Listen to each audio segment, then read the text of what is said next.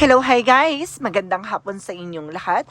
This is Chin Rodriguez from my Sagari channel, a faith healer o Zumata reader. So ngayong hapon na to, tignan natin nagsasabihin sa iyo ng ating mga gabay. So this is a weekly gabay for the month of August 17 hanggang August 23 for the sign of Taurus. So Taurus, welcome to my channel. Ano kayang messages, advices ng spirit guides ang ating masasaga for today's video? Kanino kayang energy or kaganapan sa buhay ng mga Taurus signs ang ating mahagilap? So guys, this reading is a general reading lamang.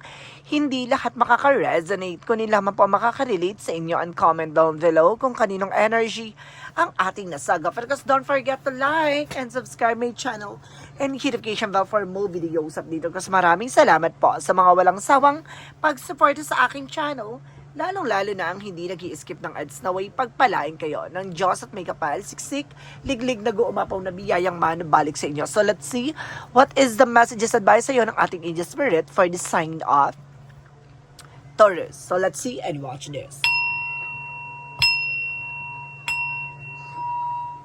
Ano kaya kaganapan sa buhay ng mga Taurus signs ang ating mga hagilap? So guys, ito natin, himay-himayin na natin anong pasabog sa'yo ng ating mga gabay. So guys, welcome back!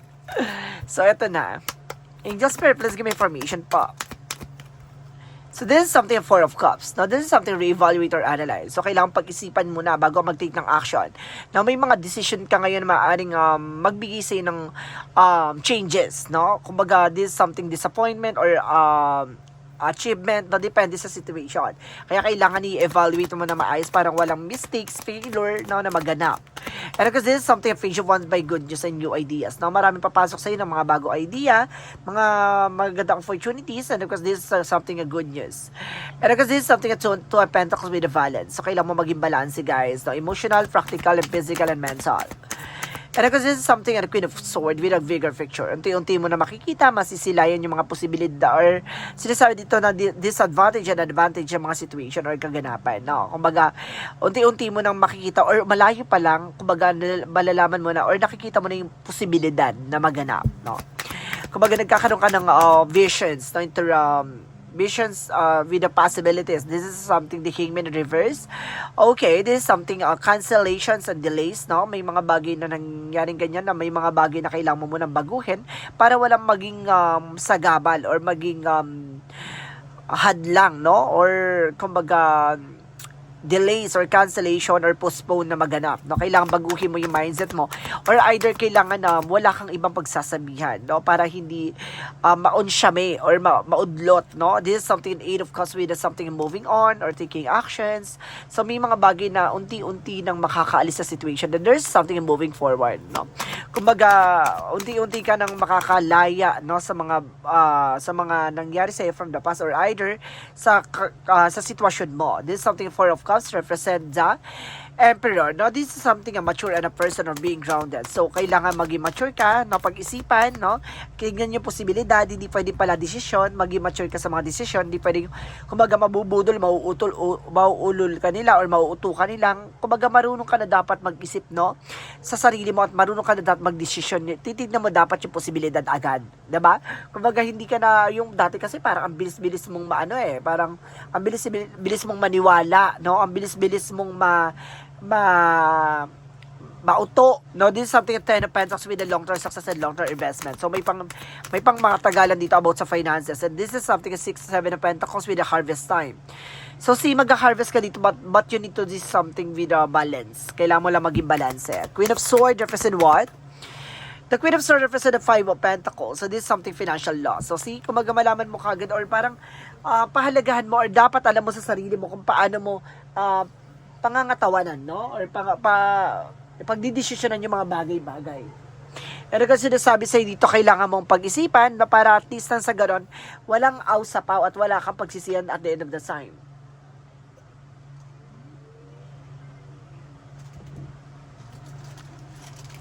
Okay, so this is the Hangman. Represent the Nine of Pentacles with the blossoming abundance. So there is something of financial windfall or may increase ng finances. No, maaring, kumbaga, ito yung hinintay mong pera, maaring dumating na. Or may mga bagay dito na maaring makuha mo na, no? Kumbaga, may mga bagay na matupad na at may mga bagay na maabot mo na, no? Pangarap mo man yun or pera na hinihintay mo. And this is something, an opportunity that brings you a new beginning or something changes, no? Na magganap sa buhay mo. At may mga bagay dyan na unti-unti na nagbibigay ng pagbabago, no? At kaganapan sa buhay mo. Kailangan mo lang matutunan na pag-isipan bago mo pagdesisyonan yung mga bagay-bagay. Kasi may mga bagay dyan na kapag nangyari na hindi mo na maibabalik pa, no? At kailangan maging matalino ka sa mga desisyon na gagawin mo. And because this is something that it was more slow and steady. See? Slowly but surely. Maging mahinahon. There's something moving forward. At makakalis ka rin sa situation mo. Kailangan mo lang pag-isipan yung mga bagay na yan. See? There's a four, of course, that there's the King Emperor.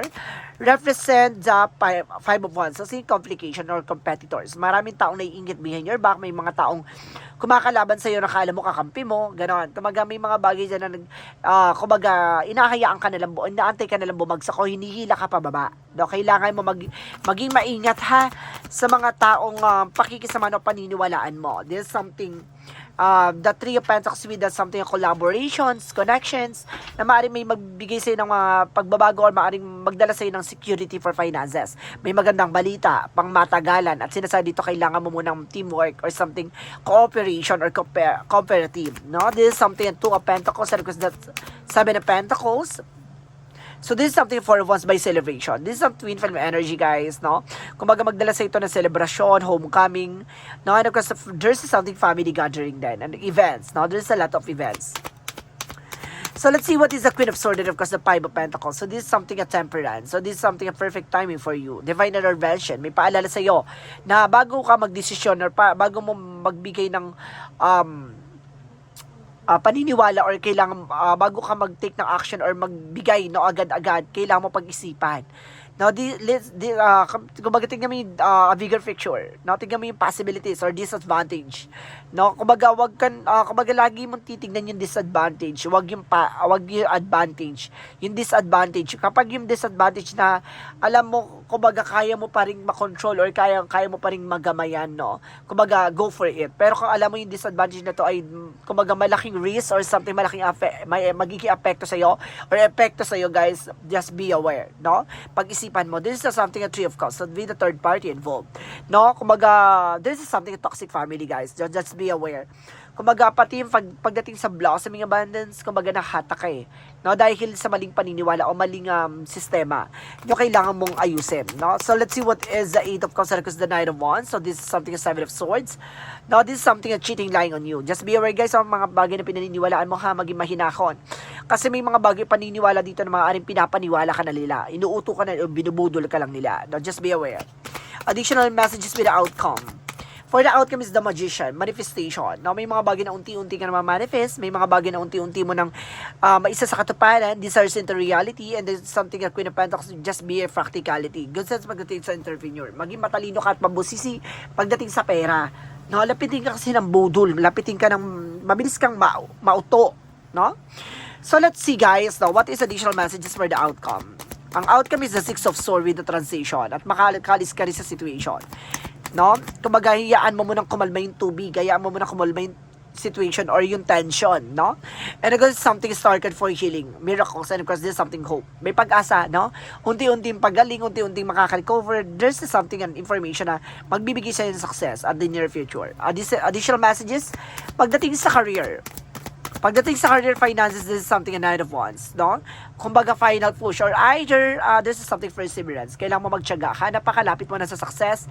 Kumbaga, nandun ka na sa part na, or paraan na parang, may pinagdadaanan ka na, no? Marami ka ng, kumbaga, dami mo na napagdaan ng pagsubok, sakripisyo, paghihirap, ngayon ka pa mabibitaw. There's something on Five of Cups, no? Kumbaga, maraming disappointment, regret, ay yung sinasabi, diba? Kumbaga, bago mo makuha yung marating yung isang bagay na yun or yung rurok na yun, kailangan mo munang makilala at malaman yung mga tao sa paligid mo. Nandun yung part na panghihinayangan yung mga bagay na nawala.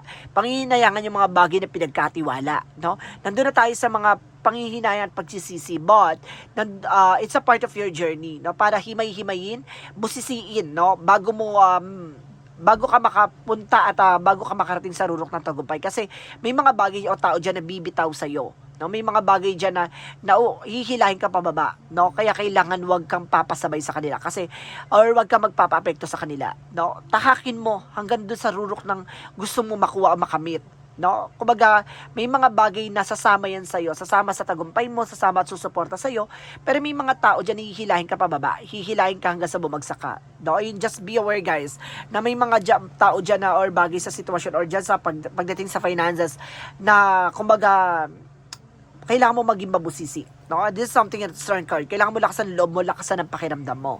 Additional messages about sa love life. So, pagdating sa love life mo, this is something, 10 of cups, with happiness, no? Magiging maligaya ka naman pagdating sa love life mo, this is a devil card.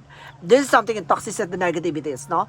Kumbaga, punong-puno lang ng negatibo, no? Kailangan mo baguhin yung sistema ng pamilya mo dito. This is something a toxic family or toxic culture, no? Kumbaga may toxic culture dito na kailangan baguhin eh. Yung nakasanayan, no? Ayun yung kailangan alisin. Or this is something the devil come with happiness, no? Kumbaga mayroong humaharang sa kaligayahan mo. Isa pa yan, na kailangan mong matutunang linisin, no? Alisin yung negatibo sa lahat ng mga bagay-bagay. So let's see what is additional messages pagdating sa health. Pagdating naman sa health mo, this is something the Wheel of Fortune and was the Moon card. See? There's a truth reveal. Malalaman mo lahat ng mga bagay o sikreto sa paligid mo. May mga bagay dyan na misteryoso. May mga bagay dyan na hindi mo palubos na lalaman at hindi mo palubos na unawaan. At itong pag-ikot na kapalaran to with the Wheel of Fortune, ito ipapabor sa'yo. Kumalma ka lang ha. Maging mahinahon ka kasi lahat ng mga bagay na to ay isang, kumbaga, isang pahiwatig lang or isang inner skin lang yan. Parang, kumbaga, nasa upper layer ka na parang pinapakita lang sa'yo yung sa unahan. Parang gano'n. May unahan lang na pinapakita sa'yo. Pagdating sa kalooban ng mga bagay-bagay na tatahakin mo, may magandang idudulot yan. No? Kumbaga, ano yan eh. Kumbaga, sa isang, kunya like a balloon, no? Kumbaga like a balloon, no? Kumbaga kapag pinutok mo yan, may hangin na lalabas. No? Yung hangin na yun is like a successful, no? Kumbaga, hindi mo man nakikita sa ngayon, pero makararamdaman mo yan. Gaganon. Kumbaga, hindi mo man yan nakikita, mararamdaman mo yan unti-unti. Ganon. Hanggang sa malasap mo na this is something worth it, no? Worth it yung mga hinintay mo or yung pagkakataon na ginawa mo. And this is something healing. No, mag-heal na lahat ng mga bagay na yan. Love life, career, or finances. Kumbaga, kailangan mo munang dumaan sa tamang proseso. Okay, let's see. Additional messages tayo. Pagdating sa synchronicities muna.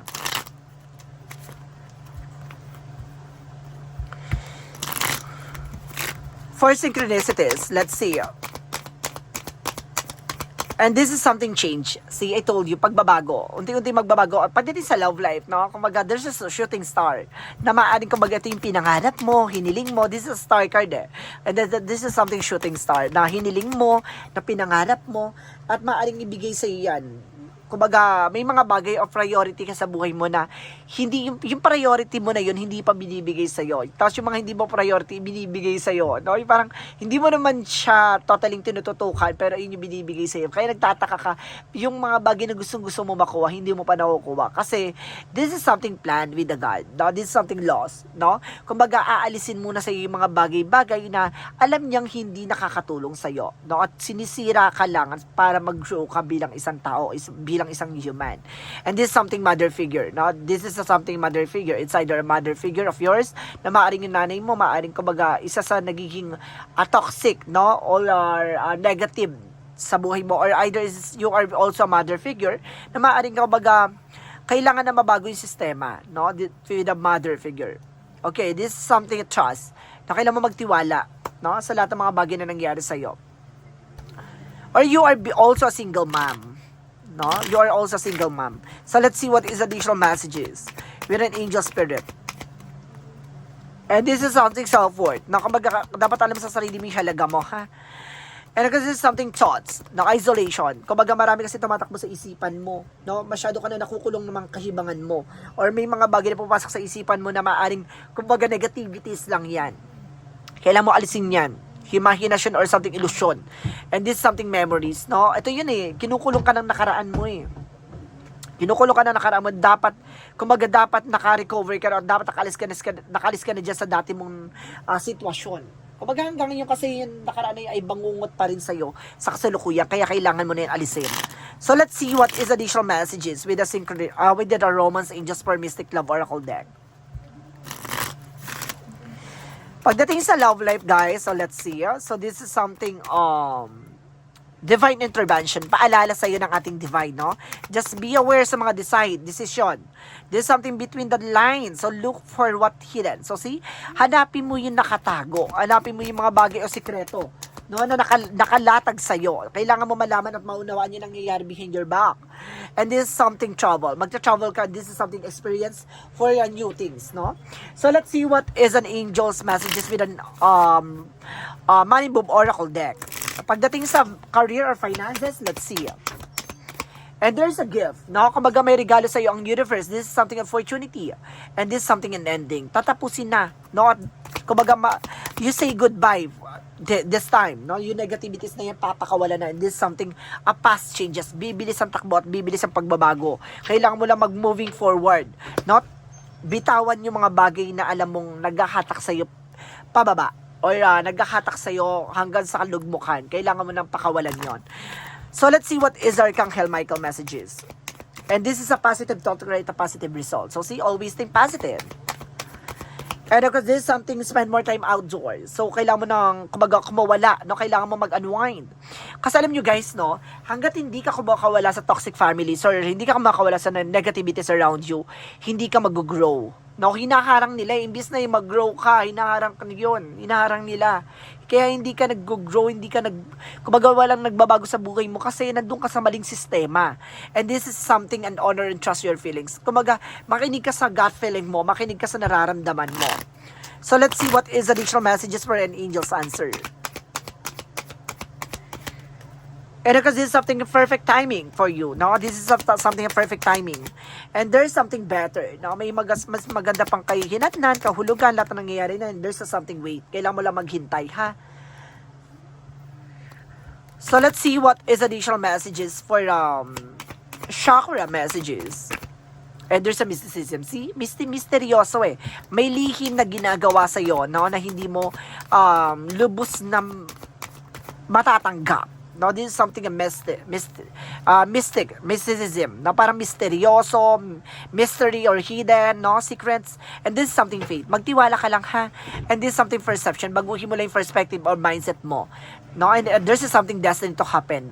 Kailangan mo, mangyayari yan lahat ng mga bagay na yan kasi nasa palad mo yan. But this is something self-worth. Kailangan mo na makita yung halaga mo or yung, kumbaga, you worth it mo. No?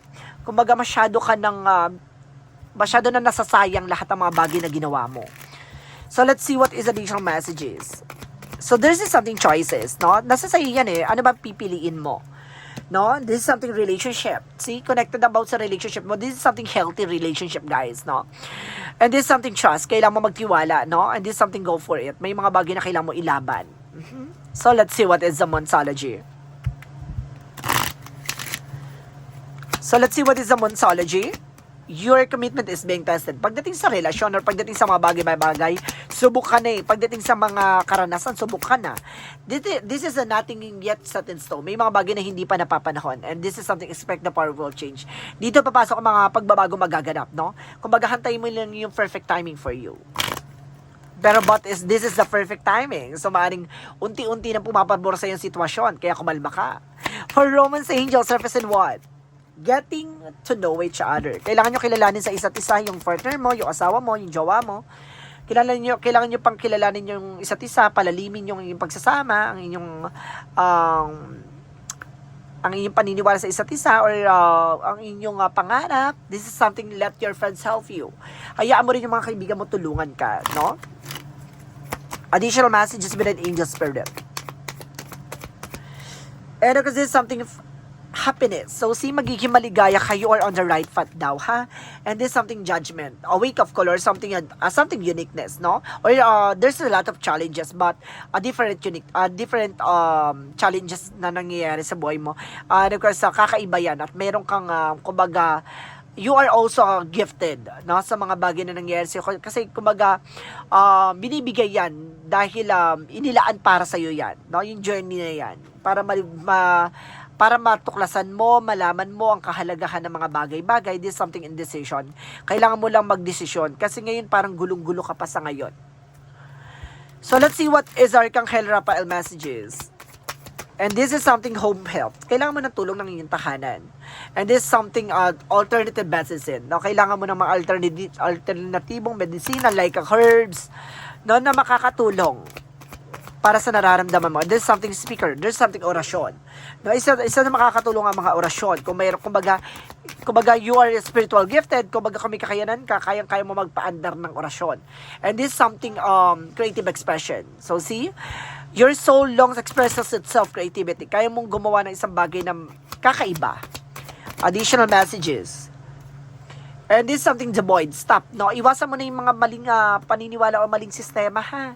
This is the void. Additional messages for the energy. And this is something cornucopia. Kailangan mo ng fruit and vegetables. And this is something victory. Wow. Magtatagumpay ka, ha. At sinasabi dito, this is something angel of love. No, pinaprotection, pinapangalagaan pag-ibig, no? And this is something the world. Babaguhin ang mundo mo or this is something trouble. Makakapag-ibang bansa ka na, guys, or makakaalis ka na. For Jesus loving quote said,